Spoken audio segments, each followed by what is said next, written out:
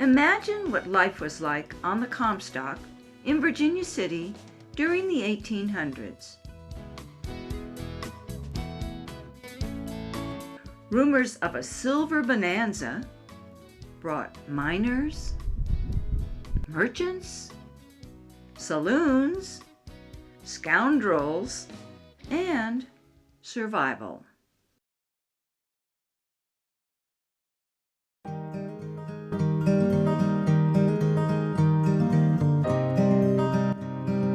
Today, there are special individuals who pay tribute to this historic community by reenacting its past.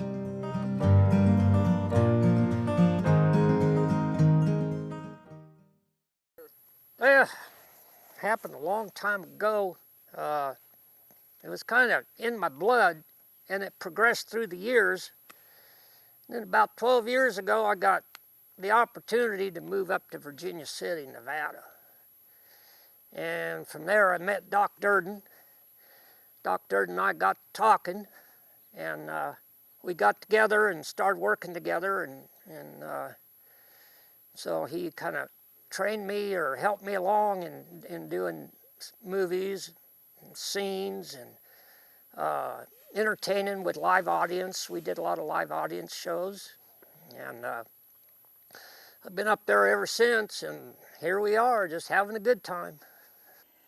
Well, my character is actually not a nice character.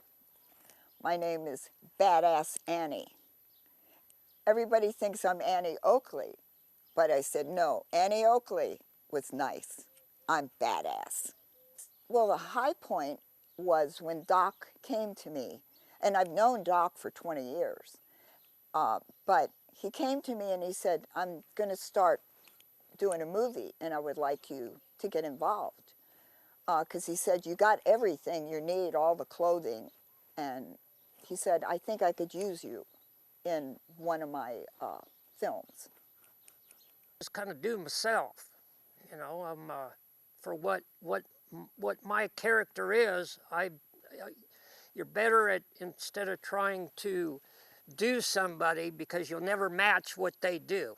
It just don't happen. So you're better off, I think, to just do yourself, you know, and improve your own abilities of what you present and what you have. You know, I think when Doc Durden was alive, I was his stunt man, because he had me crashing through doors and falling on the ground and soaking my head all day in a bucket, and I think I was his stunt man. It's all according to what you put into it, how real you want it to look. You can't fake a stunt, because the camera sees everything.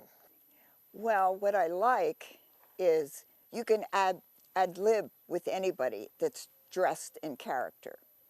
And you could start almost a little, what would you call it?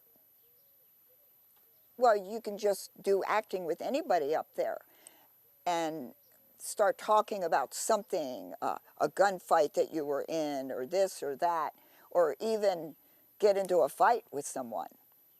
And it's just fun to ad-lib, and everybody joins in. Do you see? Annie, I was up at Triple T the other day. They caught you rustling.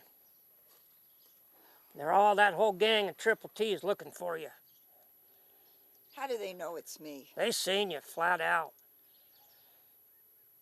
Well, how am I going to handle this? Well, seeing how the size of the town that we have, I think you ought to pick up and move on somewhere else, get you a fresh start, so you're not hanging at the end of a rope. I really liked the interest in the West, the way they did things, and how the pioneers crossed, and gunfighters, and people of the Old West that actually kind of built history. Black Bart was a very interesting character. He robbed 28 stages in like 8 years. He lived in San Francisco. He hobnobbed with the richest people and all the ladies and the best bars in town, the best restaurants. He was a friend of John Mackey's. Used to go to his house for many a dinner. And he also went to Virginia City and spent time up there with him, but he hobnobbed with John Mackey. The attire that I actually wear is pretty period. The glasses are originally from the 1800s. They're the real McCoy. The jackets are reproduction of the flocks that they used to wear back then. The boots are reproduction of the kind of boots style they wore back then. Mainly they were for when you're riding horses, it keeps the brush from tearing up your feet and legs and stuff. So that's what namely for. The watch is pretty much from the 1800s, the fob. So that's pretty well original to the air. So what we try to do is get as close to the air as we can. I was at Virginia City with Doc. I was the mayor when he did a reenactment of Tombstone and did some scenes from that. I was the mayor. And then when he did the Ladies of Jesse James, or the Jesse James Ladies, I was the bank clerk in that one. And there's a couple other ones I was with them in. So I've been in a few.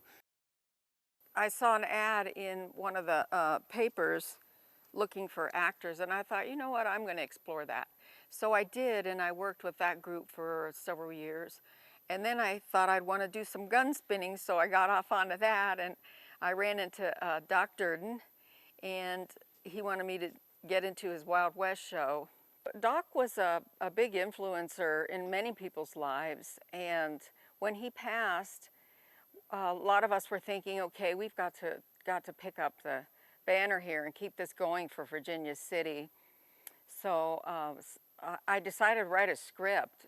How I came about the long script like that, I not really know. I guess I was blessed, and it just all of a sudden hit me, and I just started to write. So that's how I got into that, and then just wanting to continue enjoying working in that arena and keeping everybody alive and everybody going and keeping the spirit of Virginia City going. My outfit originated from just liking to play the bad girl once in a while, because everybody always does the feminine thing and wants to look pretty, and I thought, you know what, I'm going to go the other way. So I just came up with this costume. Sometime I do Belle Star, and then that's how I got those scenes in Doc's movie, is playing the bad girl, doing the bank robbery, and then being a bounty hunter. Our gunfight scenes, of course, we rehearse, and you know, it's a clause that we have to mention is gun safety in any of our shoots for reasons that everybody knows about. So that is paramount in doing any kind of gunfight scene. That there is certain ways to do a gunfight scene that you don't get the initial force from the blanks that we use, especially if it's close up.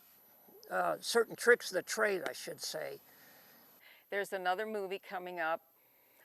It's called The Last Saloon in Rawhide, and that's going to be filmed in June. And we're looking forward to that. It's women protesting the alcohol in the Old West. So I don't want to give away the story, but that's basically what it is. So, and of course the men are not happy about it, but that's going to be great.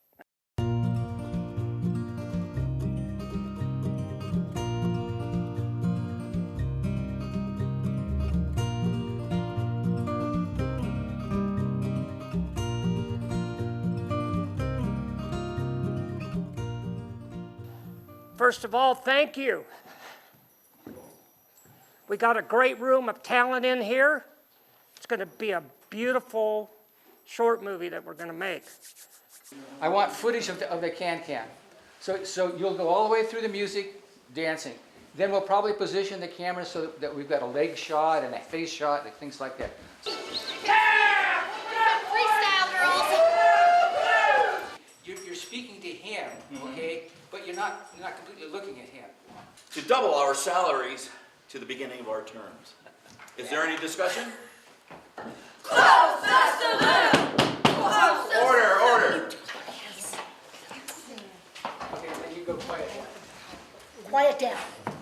Let's decide what to do. At the end of the day, don't everybody start filing out because I want to get one big cast member photo.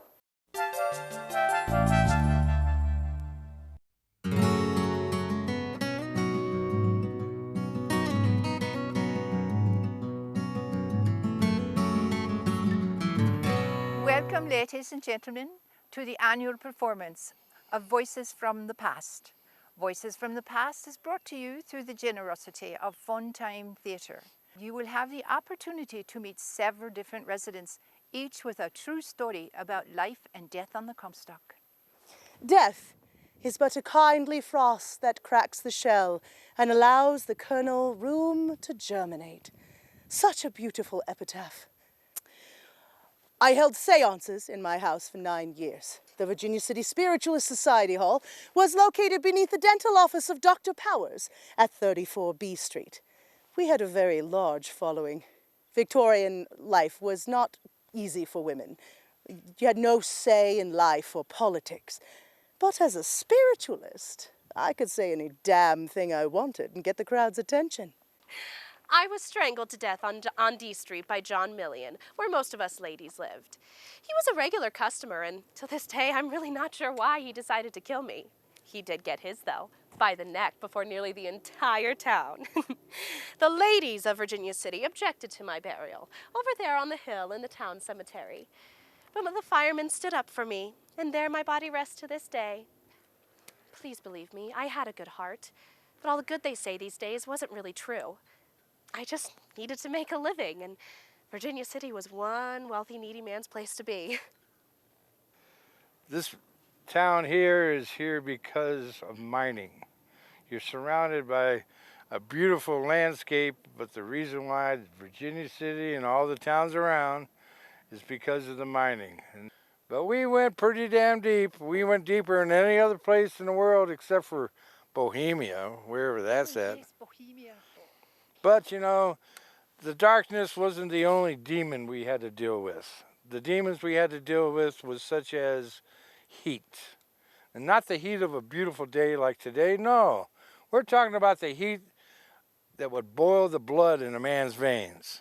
And you're surrounded by people that have worked hard, played hard, and they died hard. I was lucky. I was married to the Story County assessor and was well off. Unlike my friend Georgina, her husband was always sick and out of work. Most women had to work running boarding houses, housekeeping, laundry, and yes, we had prostitutes. I had a wonderful life here. It was full of social outings, travel, and friends. Excuse me.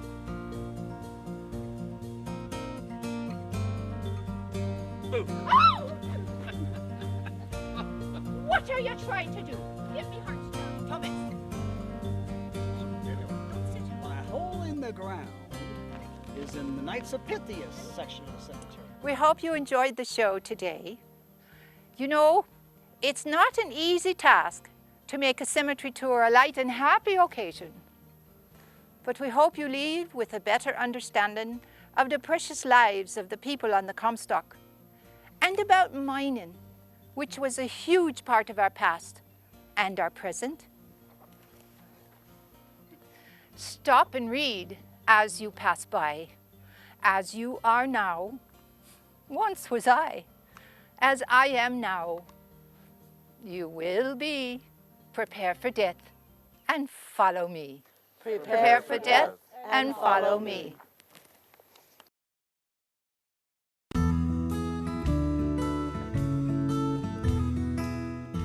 Short of actually traveling back in time, these reenactors get to experience life the way it was in the Old West over a century ago.